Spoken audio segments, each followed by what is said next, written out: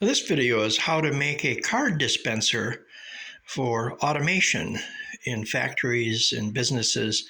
They want to be able to just press a button to dispense a card.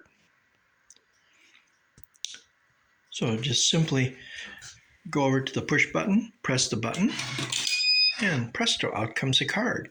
And it's very, very fast. Now I'm going to open up the unit, show you the inside. It operates on 24 volts DC. We've got two latches here. You turn them. They're removable. Opens your door up to expose the inside. You have an on-off push button. Push button lets you start and stop it. We're utilizing a 24 volt power supply. It has a empty circuit so that when the cards are empty, you'll get a red LED on the front of the machine and you'll get a signal to let you know that it needs to be replenished. The card dispenser has a track, so it allows you to install a little metal plate track on the bottom, and the dispenser then slides onto the track. I'll remove it.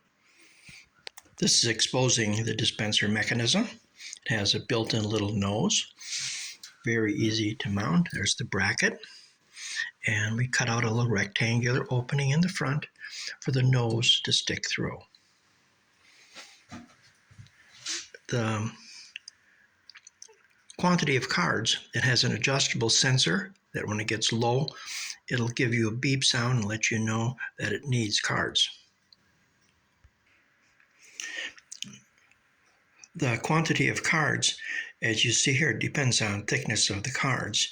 With just a standard dispenser height, it holds about 160 to 180 cards, or with extension magazine extension, it virtually doubles it.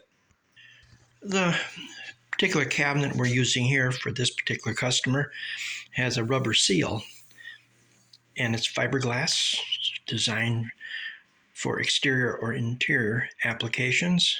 So it's virtually almost totally waterproof, other than the card exit slot.